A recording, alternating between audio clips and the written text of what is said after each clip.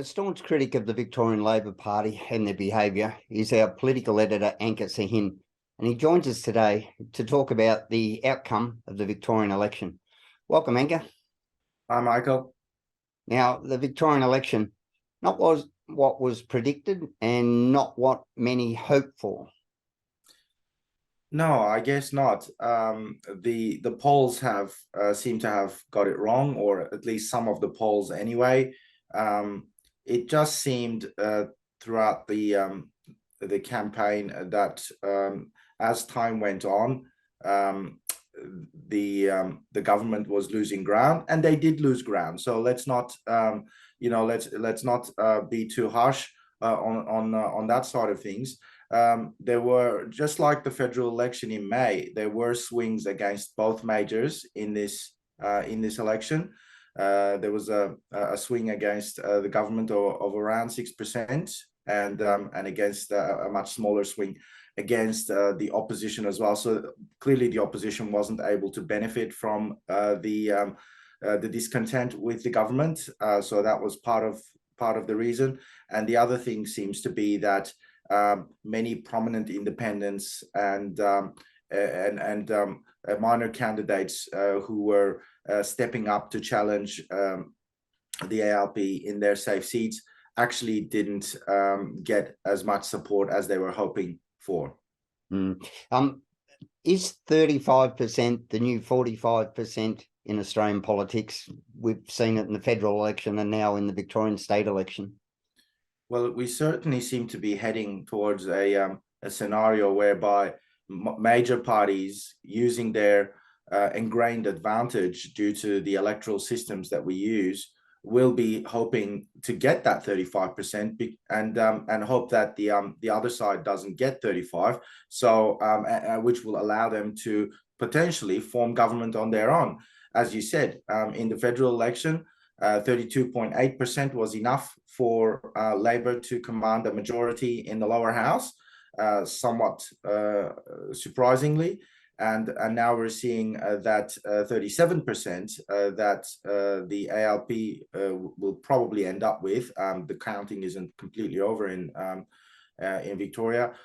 Is going to be enough for them to have majority government, and with several seats to spare as well. So, more than enough. They could have got less and still formed government. And this, despite the fact that the coalition got 35% of the vote. So imagine if Labor had lost a few more percentage points and ended up with a lower percentage than the coalition, which is what happened in the federal elections. And they could have still had a majority in the lower house with such a low percentage of the vote overall. And that's, I think, a scenario, a nightmare scenario going forward, because if that's what our system has become, and that's what we can expect to happen in future elections, a massive question of legitimacy will sooner or later come up as having to be addressed. Now, I've had a lot of people saying, I don't know anyone who voted for Labor, and some of the conspiracies have started to fly. But we need to be clear that 3.5 out of every 10 people voted for Labor. So you're twice as likely to find somebody who didn't vote for them as did. Is this a system that needs to be changed? Do you think we after the largest minority ruling the majority? Yes, I mean, we have a scenario whereby it's not just the percentage of the vote. You could have a proportional system where the party that gains 37% of the vote has to go into some sort of coalition with other parties to secure that majority in Parliament, and that's perfectly legitimate. A lot of countries' electoral systems and political systems function in that way. And there's nothing wrong with that. What seems to be the issue here is the complete discrepancy or the mismatch between the percentage points that you get as part of your primary vote and what in percentage terms of the seats that translates into in Parliament. So if you look at for instance, what the coalition has secured by way of votes, 35% of the primary vote, and that's giving them around 32% of the seats in the lower house, which is roughly about equivalent to the vote that they have received. And then you've got Labor, who has received around 37% of the primary vote and ending up with 64% of the seats potentially, not all sorted just yet, but potentially up to 60+% of the seats in the lower house. There is something wrong with that. And then, of course, you've got 17% of the electorate that voted for independents and minor parties, so-called minor parties, and some of them have secured quite good percentages in the seats where they have chosen to stand, and that leading to 0 seats in the lower house. That's just, I can't see that as being a sign of respect for the choices that people have made. Now, we saw the upper house, Shamozzle, I think it was John Heron, our own John Heron, that said if this was an election in Zimbabwe, the UN would be declaring it null and void, where we see the Sack Dan Andrews party started by a staffer of Dan Andrews. We saw the Glenn Jury scandal. We saw the Animal Justice Party pulling out of a deal at the last moment. How do we fix this, Anka? Well, look, as we know, the group voting tickets were abolished in New South Wales back in 2003. So 19 years down the track, we're still having this conversation in Victoria, and no other state or territory has the group voting tickets for their upper house where they exist. So I think the answer is pretty obvious. We need to get rid of the group voting tickets. It's the system is bad enough as it is. The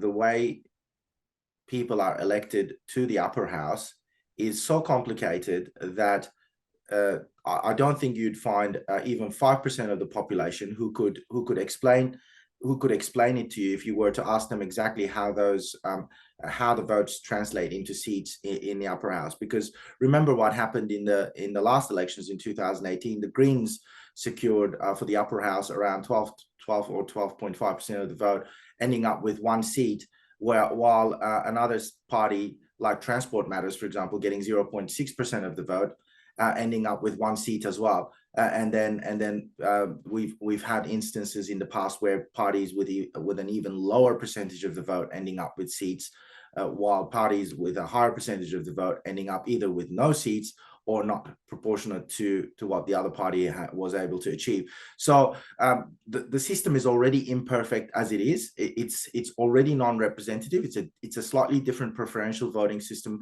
to what we have at the lower house level, but still unfair because of the way it doesn't reflect, again, proportionally the support that parties have received at that level. The group voting tickets only makes it worse, and we've seen with the scandal that broke out just before the elections. What really disappointed me about this particular election and the way people vote at the upper house level, Michael, was the fact that last time around in 2018, 92% of the people voted above the line, thereby giving their preferences to their chosen party to distribute as they saw fit. And in the case of minor parties, of course, completely giving themselves up to the whims of the so-called preference whisperer. And in this election, what happened to that percentage? It went down to 89% or 80 something percent. It's just shocking. I mean, with all the information that's out there, we live in the age of information. With all the information that came out before the elections about those backroom deals, not illegal, but certainly unethical to a large extent, and so many people still chose. I mean, I can understand a Labour voter or a Liberal voter voting above the line, but they're only about half the voters. What about the rest? You'd think that they would be voting below the line to ensure that their votes go to who they want rather than who the party has made deals with. Unbelievable. And let's be clear here. This is about the voters' intention and honouring their vote. When we see the Liberals preferencing the Greens, I would really like to know how many Liberal voters were happy to have their vote go to the Greens. We saw Darren Hinch's Justice Party with our own John Heron giving their votes to the Animal Justice Party, who voted down every justice reform that was put forward. So again, when it's 180 degrees opposite of your values and your intentions, and parties are thinking that this is good political operating, being smart, it's the intention more than the outcome that I think we need to be concerned about. It seems to me that there is still a good percentage of people, particularly at the lower house level. I mean, at the upper house level, as we've said, close to 90% of the people are still voting above the line. And I don't know if it's laziness or it's the way. I mean, when you vote below the line, you're only required to number 5 candidates for your vote to be considered formal and valid. Right? It's not a massive imposition. If you want to number from 1 to 55 or 60, however many was in your metro region, you can do so, which I did. For example, it took me significantly longer than everyone else, but I was prepared to spend the time to do it. But numbering from 1 to 5 isn't a massive imposition. Yes, 1 above the line is a lot quicker, but if you just go down below the line, go 1 to 5 and know that your votes are either going to go to these people that you have indicated, or it will be extinguished and it won't go to anyone you don't want. So it's still a better outcome than just giving away your vote to the party to give to potentially to someone who you don't want to see in as your representative. Now, coming back to what you said about preferences, that's an interesting conversation. I was in Preston scrutineering yesterday, and I had a chance to, of course, looking over the shoulders of the election officers to catch any ballot papers that can be challenged. I was looking at the way people have put their preferences, and I was in particular looking at people who had put Labour first, because that was the table I was watching as it happened. And it seemed that approximately half the people, I mean, obviously hard to know exact percentages, but approximately half the people seem to follow the how to vote guidance from their party pretty much to the letter. So that's quite interesting. So half seem to follow the guidance given, and the other half go their own way. And those who go their own way, there are some really strange things that happen there as well. You see people putting the Greens last, even though they've put Labour first. You see people who put the Socialists last, and you normally, obviously, that's not what the party's guidance is. So you see people going their own way when they do their own preferences, but approximately half the people just seem to follow what the party tells them to. Without doubt, now that I have actual real life experience as an independent candidate, without doubt, the biggest question I was asked, and I'm in the lower house, was who are you going to give your preferences to? And when I would explain, I can't give my preference to anyone, it's completely up to you, put me at number 1, leave it up to you, then I would be accused of not giving an answer. And the misunderstanding, and these are people, not first time or second time voters, these are people who've voted all their lives. Does this need to be put back on the curriculum in a big way? Or is it just because we have the two systems, upper and lower house, the distrust, and now we're already seeing calls of the conspiracy type, oh, we can't trust them, and why is it in pencil? And I can tell you now, I asked why it's in pencil. There's nothing about them changing your votes. It's simply a matter of cost. It's the cheapest way. They're cheaper than pens, but you can mark them in pen if you want. The misunderstanding. You can bring your own pen with you and mark it that way if you want. I know that I think any such conspiracy theories have no basis. I can tell you that because I have scrutineered in two elections so far in 2018 and these elections as well, and I know how carefully each vote is checked for formality, and for anything that may look inappropriate or out of place, where someone has crossed something off and written something else, it's looked at even more carefully. Often that will be the subject of a challenge, and an election officer will take a look to see, if there's a repetition of numbers, or if there's something out of place. If they've crossed out one in for one candidate and put out another one somewhere else, and haven't removed their number 2, for example, from where it was before, and things like that. So those things are looked at very, very carefully. I don't think I would give any sort of credence to such theories. But what you've said is right. Why are people so unwilling to take responsibility for their own choices and are expecting to be told exactly how to vote if their chosen candidate in line with what their chosen candidate wants? I mean, it seems to be maybe the how to vote card should be abolished altogether. Maybe there's an argument for that.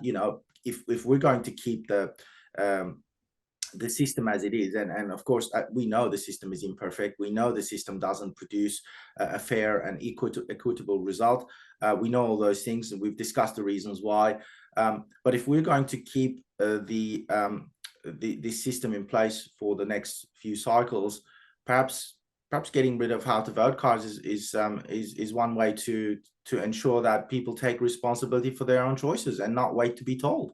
Yeah, especially with what you just cited, that 50% are just following the how to vote cards through the party. I don't have a lot of faith in either of the majors wanting to reform things, because the advantages built in for both of them. And I'm not being a sore loser. I lost, not because of any unfair advantage. I got trounced. But we had a swing in our electorate. It's sitting almost at 4% now, so we're happy with that result. But things that are just blatantly unfair. The majors can have 2 A-frames at the polling booths, and 2 advertising. Independents can have 1. Now, and then they decide, it's about crowding. Well, take 1 away from the majors.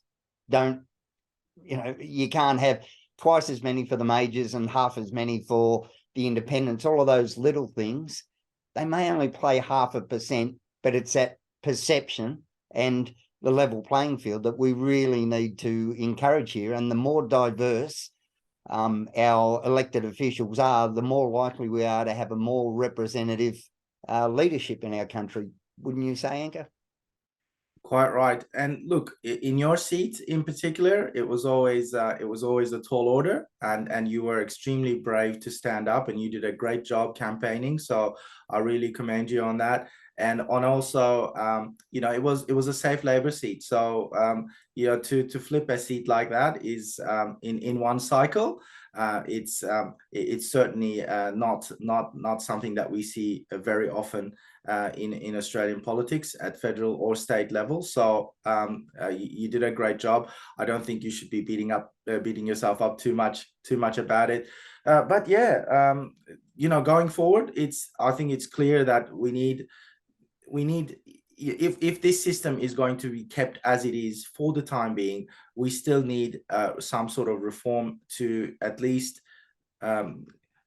produce some sort of an indication that the playing field is made a little bit more equal for competitors, and where seats don't just go from one major to another, with the others not even getting a look in. That's just not democracy as far as I'm concerned, and that's an unfair and inequitable imposition by the 2 majors who have a captive market effectively. Yep. All right, Anka, we've got to leave it there. So we'll chime back in next week. I look forward to seeing you then. Yeah, very much so myself too. Thanks, Michael.